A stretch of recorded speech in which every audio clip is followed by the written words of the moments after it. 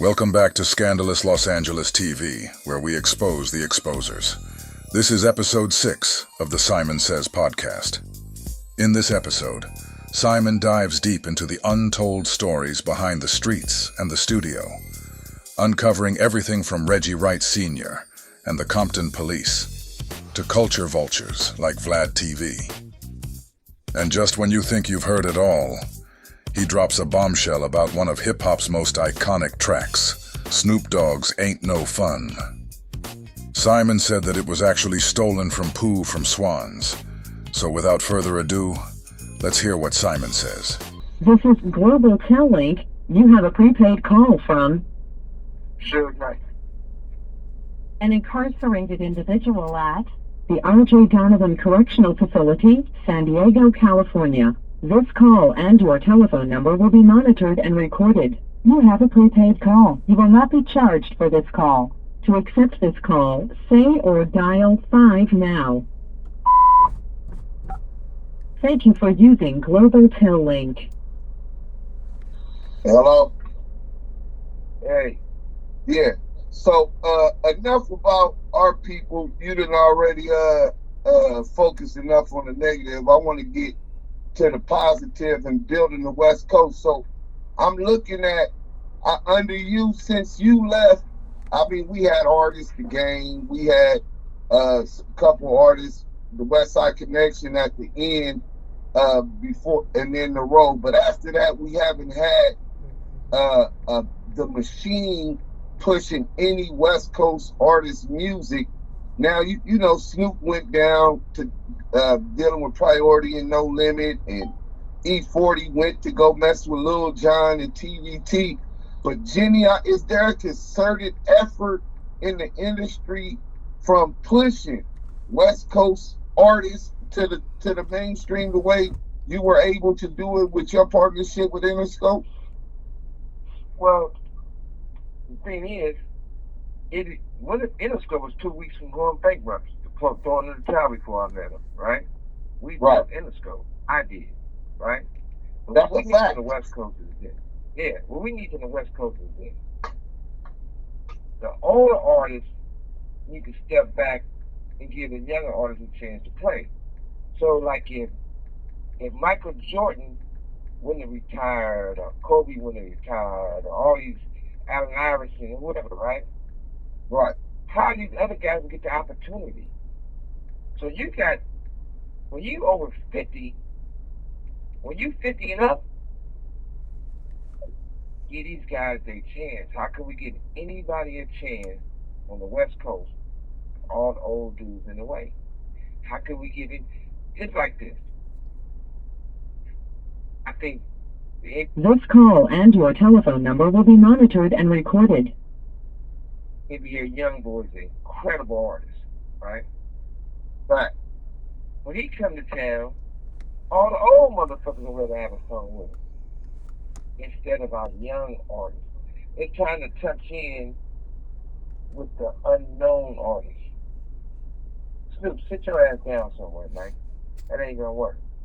You know what I mean? Let it go. Q, sit down. And Q, you know. I think what we need to do now, and you got the perfect platform to do it. We got to come together as a team, as family. Let the past be the past. We can't do nothing about the past. What we can do something about the present and the future. So right now, everybody who's producing, everybody who's writers, everybody need to get together and work with each other. Like your platform, my platform could be to bring everybody together. Like really bring together musically to help each other. And you gotta stop giving our style to everybody else. So say you take Andre. We know he really didn't produce all the songs, but you know, Scott Storch did this person did that. But when you was in a position to make an artist, not taking them from 50, but y'all made 50 Cent West Coast. Right. This unit Isn't G on like the East Coast thing? Yeah. I think that, yes, So y'all made 50 Cent West Coast. All those beats, everybody got together because one person didn't do it. All those songs could have went to Game before Game even put an album out. Right. Or they could have went to with the J Rock from Hunters. You know what I mean? Right. They could have went to anybody, but they was for 50 Cent. All that money, all that marketing money, all those perception, it went to Eminem. Shit, they could have went to somebody on the West Coast. We wanted shit. We got white boys on the West Coast. Right. We got the real Southsiders on the West Coast.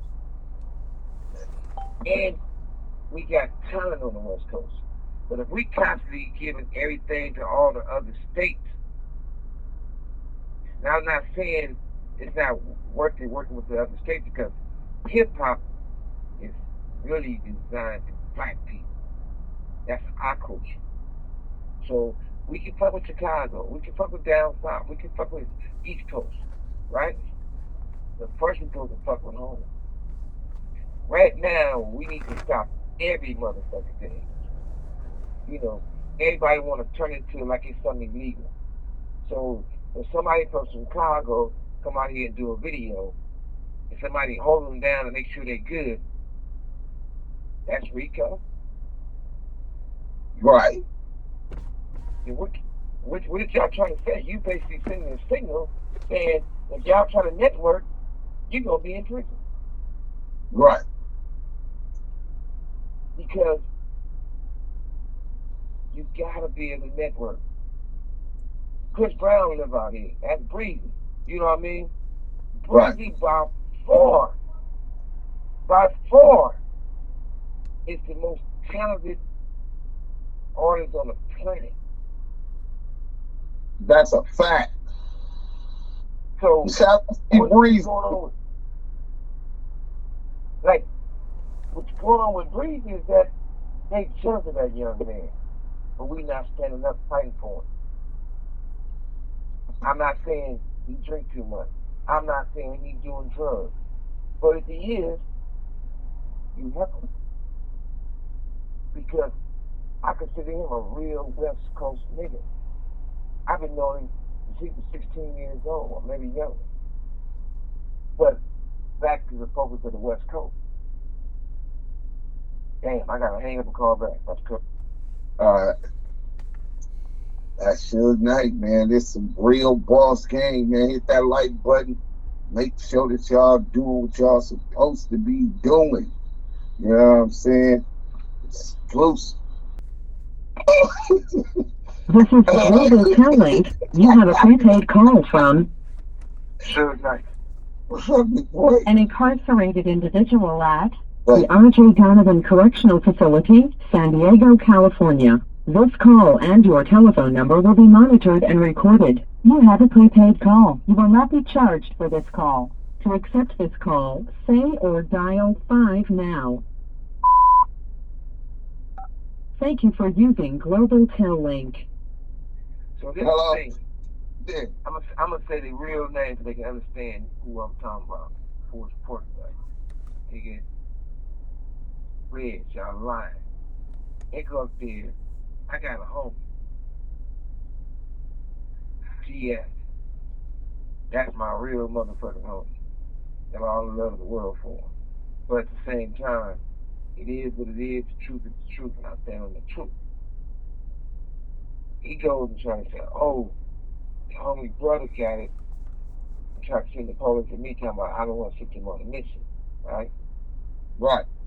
Reason why they didn't do nothing because I grew up with 10 uncles. If I got into it in the hood anywhere, my uncles would have a special whistle. You do that whistle, they coming. They with all the shit. Now, Big Reds called his son Junie. And Junie called Big Reds Reds. But if he gets in trouble, that's when he called him daddy. And Right. I heard they try to say it didn't happen, but no. The reason why all this shit got all mixed up, and the reason why they stuck on it, is because the homie caught him leaving his grandmother's house and jacked him for his car. Once he jacked him for his car, Big Red told everybody he better get that car back or he gonna start getting houses. Oh, They hated the shit. homie. They hated the homie for doing that. Right. So when shit started getting a little crazy,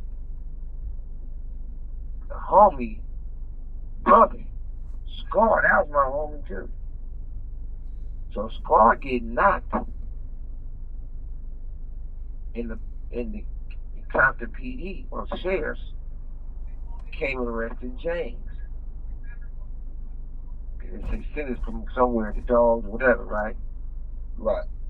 That ain't his real mother, but his mother called. I got respect for her. I love that lady. She called and was like, hey, you gotta bail James out right now. He there hiding, crying, trying to hide in the hospital part, because then your homie said they're gonna beat the fuck out of him or kill him. So bailed the nigga out. For her, not for him. Reason why they never gave a fuck about seeing what's going on. They said fuck the homie. It's because of the fact that his brother, Chad Jr. See, everything comes around in a circle with the crooked police. You know what I mean? Yeah. Everything fucked up in Compton came from the crooked police. These same people was in my skybox. These same people was having parties and living in my mansions when I was locked up. These same people made up lies and rumors, you know. Like when I got locked up, what I need to take my homies cars for?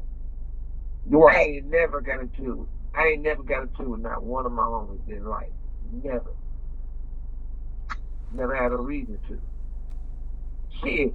And if that's all you gotta look at, my motherfucking size and who I am, and look at a lot of other motherfuckers. This call and your telephone number will be monitored and recorded. I'm not a proud of my arrest record, what I've been arrested for and all this stuff, right? Right. I ain't never went to jail for stealing. And I'm not doing prison time for stealing. I am who I say I am. But at the same time, don't play police games and, like you said, don't lie on the homie. Don't lie on that homie. And since you said the homie's name, because I don't say the homie's name. Yeah, nah, they keep saying this. My James and I'm calling that man that's yeah, fact. my bad, James. This is Crybaby James. real shit, right? Now, Yeah. I'm not saying now if the homie knocks somebody down and you ask me, I'm not gonna tell you if I know he did. I'm not gonna say, oh, he did. What I Right. will say is this: if I know he didn't, I'm definitely gonna say he didn't. And G didn't kill Buntry. Matter of fact, when I first left the hospital at Buntry's house, that wasn't even his mother's house no more. I had Buntry get that house. I gave Buntry mama to get her a condo. Buntry and little Alan lived in that house. When I came to that house, talked to his mother, James say, where's he at? All this extra shit. I seen it. The homie around the corner, and you want me to take you to you? You want me to take you over there? You know? He said, Right, no, right. no. I'll talk to him 20 years from now, 30 years from now. They all told on him. He caught a case because they was all telling on him. James, I'm gonna say some shit. It might make 100 motherfuckers mad. It might make 1,000 motherfuckers mad. He can make the whole hood mad.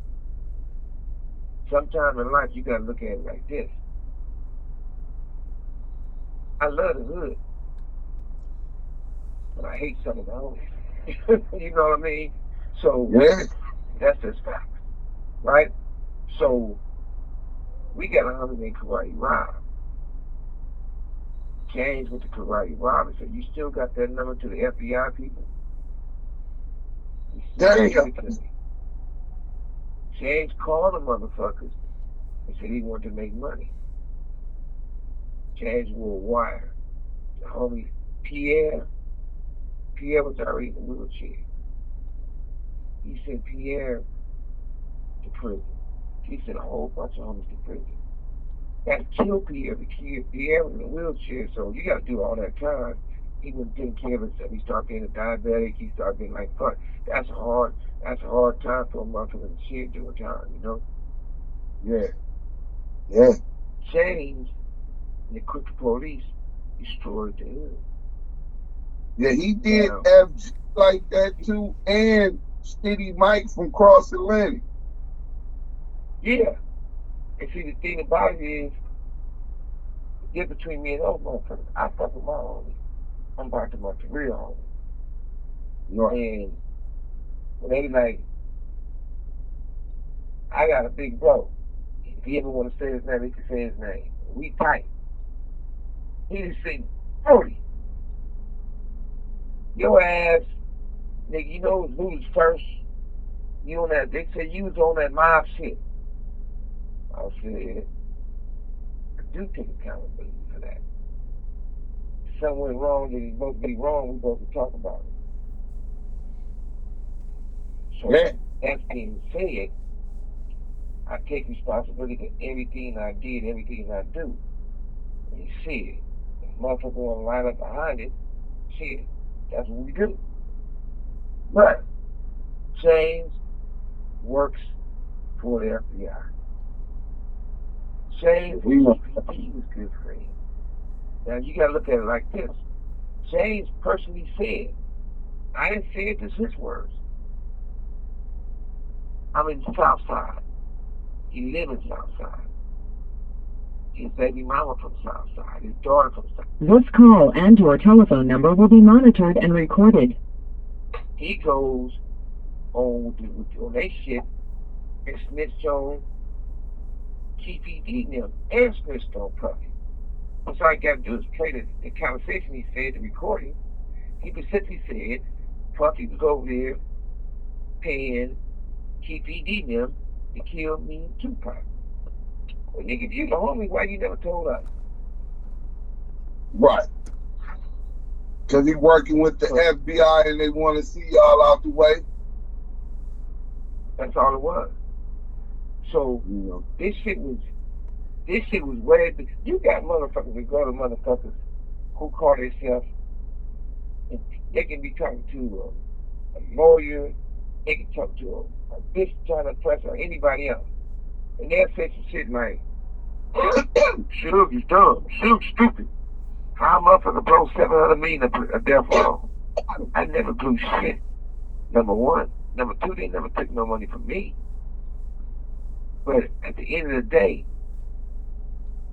they did illegal shit. When I tell these other little niggas, little niggas, whatever they are, you gotta remember one thing. I made more. I walked in rooms and be in there, 3 or 4 minutes, 5 minutes, and walk out with 35 million, 50 million. I made more in 5 minutes, no hating ass nigga, that if you live to be 225 years, we know that's impossible. If you do, you still would never make the amount of money I make in 5 minutes. It's not a competition, but you making it the competition when it makes no sense. You know what I mean? Shit. Hey, this shit is so deep. You know, this shit is so deep. It's like you can do positive things that want the West Coast to grow. Right. Certain people won't represent me, or they told don't represent me because I'm a power root and they family is Crips. But they don't care if they represent another race, and they can be rapists and chomos and did to the kids. So we gotta start getting away from all the bullshit. We gotta bring it back. But like I said, James, I don't care what he say, I'm never gonna have a conversation with him or go argue with this weirdo because he tore down the hood about sending everybody to prison. I'm never gonna be going back and forth with the trucker. The trucker can out-talk all of us. The trucker's gonna get favors and stuff there that we can't get. Whatever's gonna go on with me and the trucker, it's gonna go on with me and the trucker. He gonna get favors that we can't get, huh? Man, he go listen. One thing for certain, he got his name out there, but you got your name out there on some bullshit. When that motherfucker died, it might be 3 motherfuckers there. I might feel so bad for him, I gotta be the pallbearer all by myself. Well, I'm gonna need some help, cause this motherfucker's short. Hey, son, but you gotta realize one thing when they kill those characters, right? Yeah. When you just look at the whole thing, you just okay, what's their end game? Their end game to go to the white people and talk bad about me. Or talk bad about somebody else who's doing something. They work for the white people. They say bad things about strong black men because the white people can't say. They left us all be in these cages. The modern day house. That's what they really do. You know, I don't know how to say it in any kind of way. But I feel like this. You have 60 seconds remaining. I told Buckbust's wife something to help her. She tell her husband he go crazy. Well, I'm gonna tell you, boo, and you know we go way back, boo, Teresa. What I'm gonna tell you is this: get some motherfucking life insurance, because some of these people don't go from natural causes. 2 days and wake up, they might be dead. You think? That little ugly bitch, the one who was telling us that the trucker was riding bikes over Motion Beach one weekend and nobody didn't supposed to know. Bitch, you better marry him and get some life insurance. Because you're going to get paid. Don't pay the lottery ticket, just get life insurance. Because natural causes or unauthorized bullshit is going to bring them down. But I'm here, homie. Hey, I want. Oh, hey.